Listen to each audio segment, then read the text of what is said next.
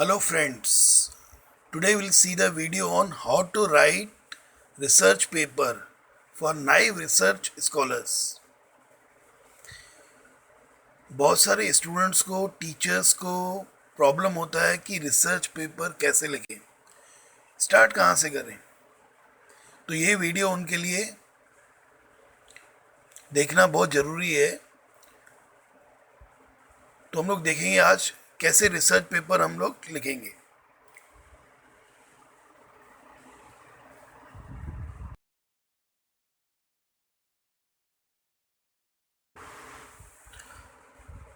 Important terms of research. First term is research।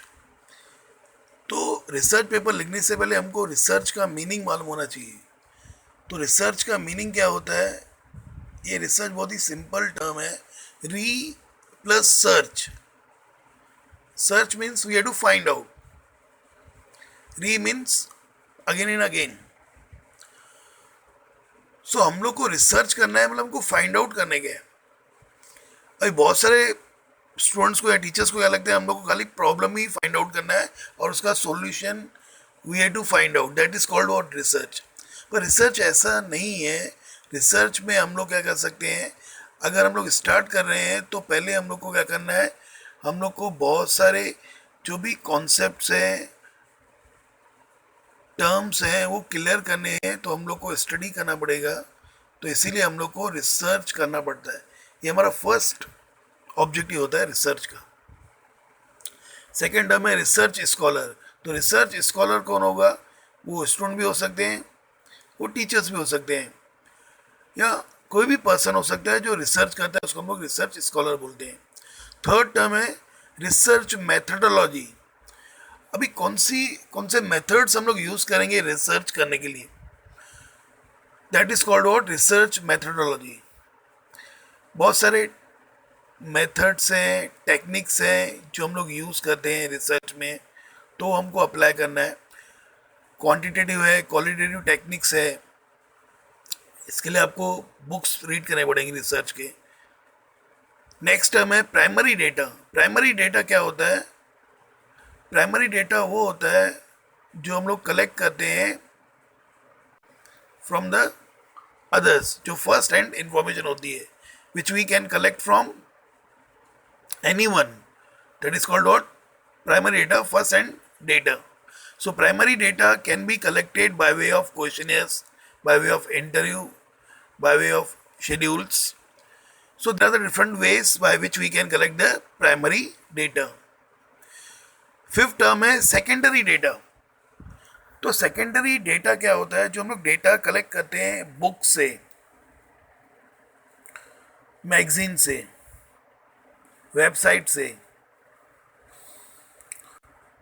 Publication से, तो वो क्या होता है? सेकेंडरी डेटा होता है। सेकेंडरी डेटा मीन्स क्या है? जो डेटा ऑलरेडी किसी और ने कलेक्ट किया हुआ है और हम लोग वो यूज़ कर रहे हैं रिसर्च के लिए, तो उसको हम लोग बोलते हैं secondary data.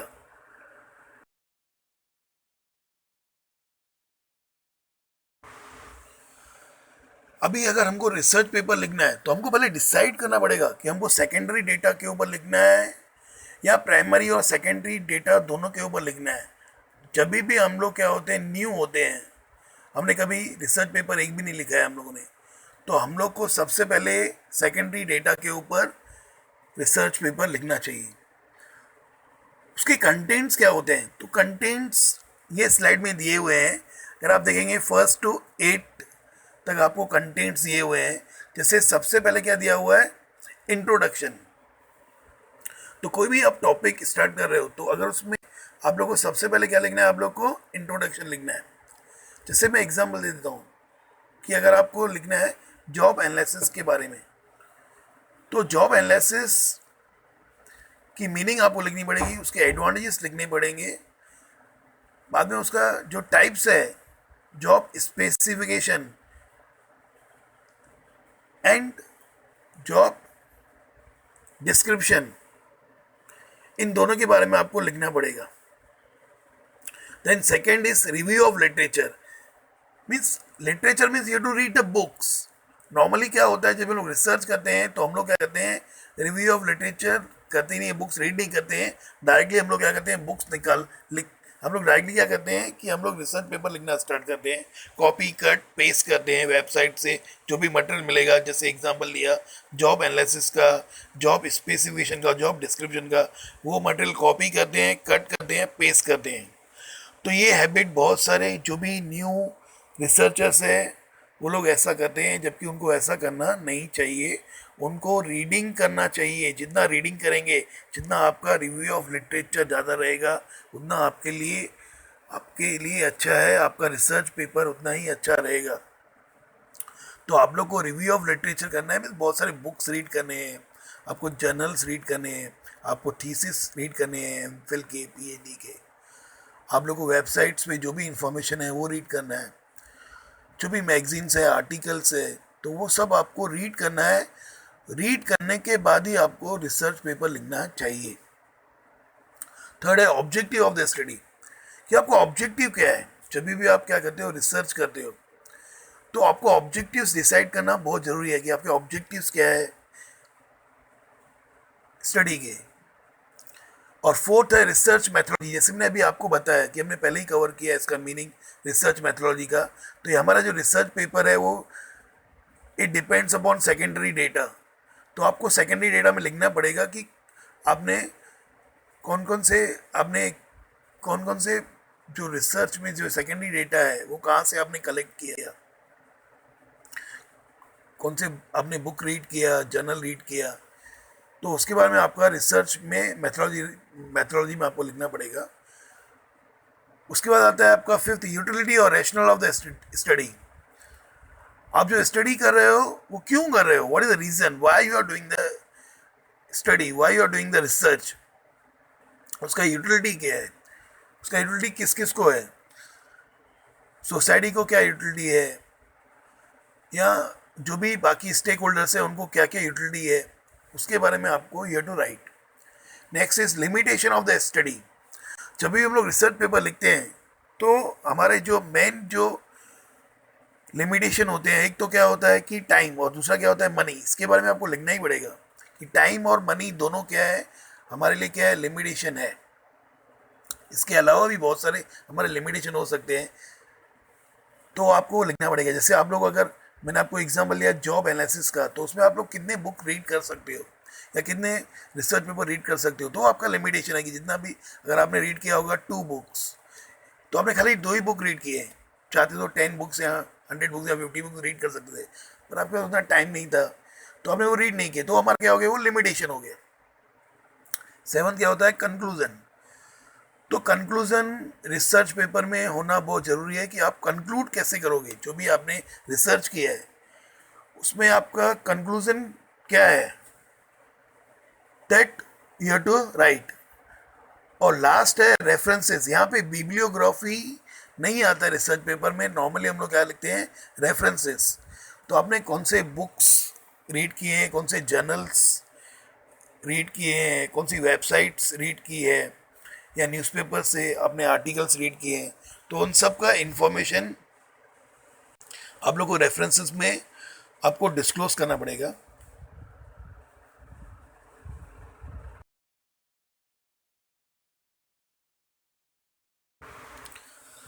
Research paper on primary and secondary data.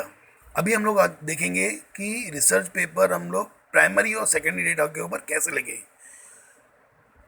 तो यहाँ पे कंटेंट्स ये हैं, अगर आप कंटेंट्स देखेंगे तो 1 to 11 पॉइंट्स है।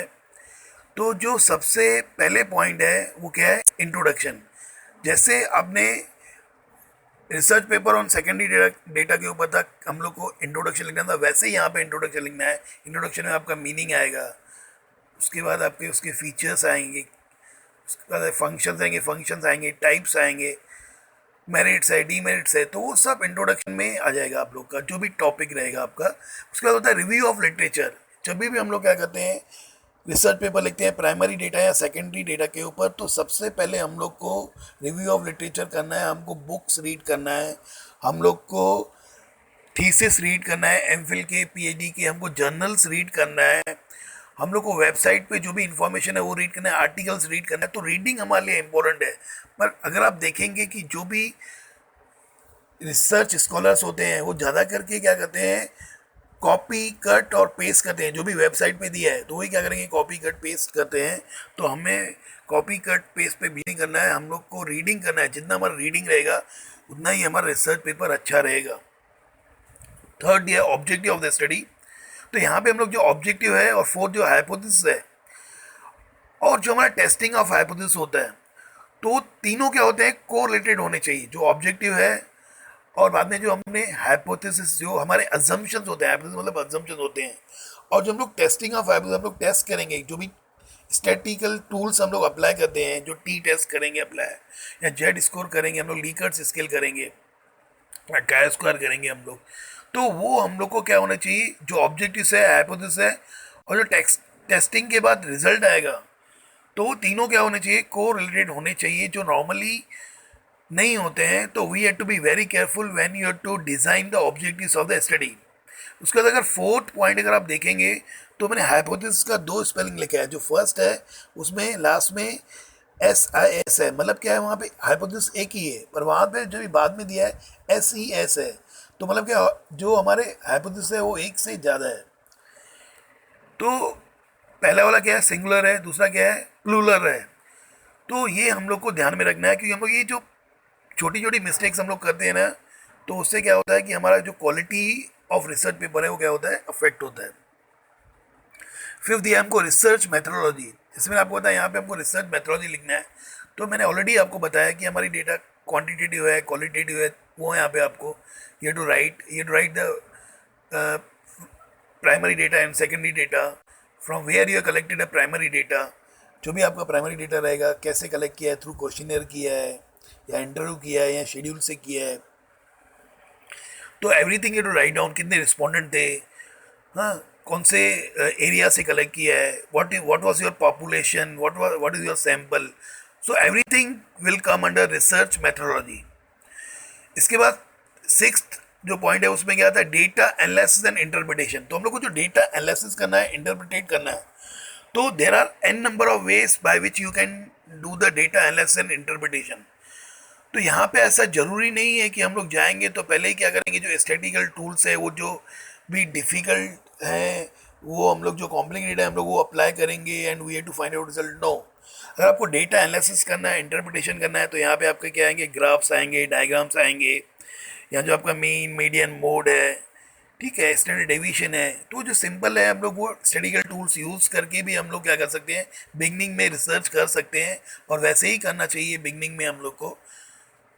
बाद में जाके हम लोग को जो भी बाकी जो पैरामेट्रिक टेस्ट है या नॉन पैरामेट्रिक टेस्ट है वो बाद में हम लोग को यूज़ करनी चाहिए। जैसे जैसे क्या होंगे हम लोग रिसर्च पेपर लिखते जाएंगे, अगर हमने 5 लिख दिए, 10 लिख दिए, तो आप लोग को वैसे क्या करना है, आप लोग को अपना quality of research paper you to improve. Seventh आता है स्कोप ऑफ स्टडी। तो स्कोप में नॉर्मली हम लोग क्या दिखाते हैं कि कौन से पीरियड के लिए हम लोग क्या कर रहे हैं, हम लोग क्या कर रहे हैं, स्टडी कर रहे हैं। अगर आप रिसर्च पेपर कर रहे हो तो पीरियड क्या होगा, ज़्यादा नहीं होता, नॉर्मली क्या होगा, 6 मंथ्स होगा, 1 ईयर होगा, या 2 ईयर्स हो सकता है। एरिया ऑफ रिसर्च, कौन सी एरिया है आपका जहाँ पे आप क्या कर रहे हो, रिसर्च कर रहे हो, तो ये सब कहाँ पे आएगा, आपका स्कोप ऑफ स्टडी में नॉर्मली आता है। तो आप लोग को वहाँ पे लिखना जरूरी है, स्कोप ऑफ द स्टडी। अगर आपका थीसिस रहता है PhD का, तो हम लोग को वहाँ पे भी पीरियड लिखना बहुत ज़रूरी है कि 3 ईयर्स के लिए, 5 ईयर्स के लिए आपने जो भी आपका है डेटा आपने कलेक्ट किया है और कौन सी एरिया में किया है, तो everything you to write down in the scope of study. 8 point है यूटिलिटी और रैशनल ऑफ द स्टडी। अब ये जो रिसर्च कर रहे हो, क्यों कर रहे हो, वाई यू आर डूइंग, ये नॉर्मली क्वेश्चन पूछे जाते हैं कि आप रिसर्च, आपने डिसाइड किया हाँ ये टॉपिक है हमारा रिसर्च का, पर क्यों कर रहे हैं हम लोग, बहुत लोगों को मालूम ही नहीं होता है। तो आपको यूटिलिटी और रैशनल ऑफ द स्टडी आपको रिसर्च पेपर में मेंशन करना है, लिखना बहुत ज़रूरी है कि आप रिसर्च क्यों कर रहे हो, और ये रिसर्च जो कर रहे हो उसका यूटिलिटी सोसाइटी को क्या है, या बाकी जो भी स्टेक होल्डर्स हैं उन लोगों को क्या यूटिलिटी है। 9 पॉइंट में क्या आएगा, लिमिटेशन ऑफ द स्टडी। हर एक रिसर्च पेपर में लिमिटेशन होता है, 2 कॉमन लिमिटेशन होते हैं, एक तो क्या होता है टाइम, दूसरा क्या होता है मनी। तो ये दोनों तो लिखना कंपलसरी है। दूसरा लिमिटेशन आपका कैसे हो सकता है कि जैसे मैंने आपको बताया, यहाँ पे आप जब डेटा कलेक्ट करोगे तो डेटा आपने 100 रिस्पॉन्डर से कलेक्ट किया है या 200 से किया, तो ये क्या है, आपने जो भी रिस्पॉन्डर से कलेक्ट किया है तो ये क्या हो गया आप लोग का लिमिटेशन हो गया। अगर आप चाहते हो 1000 से या 5000 से या 10,000 से भी हम लोग कलेक्ट कर सकते थे, तो ये हमारे क्या हो जाते हैं, लिमिटेशन हो जाते हैं। उसके बाद आता है कंक्लूड करना। तो ये कंक्लूजन इंपॉर्टेंट है। Whenever you are concluding your research paper, you to be very careful. आप लोग को देखना पड़ेगा कि आपका कंक्लूजन पार्ट में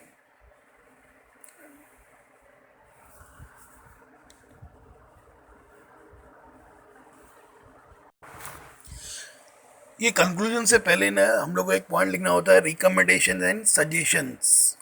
जो भी हमारे रिकमेंडेशंस हैं या सजेशंस हैं, that we have to write. तो वो हम लोग को देना बहुत ज़रूरी है कि हमारे रिकमेंडेशंस क्या है, या फाइंडिंग्स भी हम लोग बोल सकते हैं यहाँ पे, जो हमारी फाइंडिंग्स है। तो फाइंडिंग्स हमारी क्या क्या थी, तो that we have to write down. और लास्ट में हम लोग क्या करना है, कंक्लूड करना है। तो कंक्लूजन में क्या आता है, समरी आता है। नॉर्मली जो भी आपने आपका जो फाइंडिंग रहता है उसका आपका क्या होगा, जो समरी है, that you have to write in the conclusion. और लास्ट क्या आएगा, रेफरेंसेस। जैसे मैंने आपको पहले ही बताया कि रेफरेंसेस में हम लोग को you have to write the books which you have read, then you have to write regarding the websites, and you have to write about the thesis and journals and publications. Thank you, student. Thank you.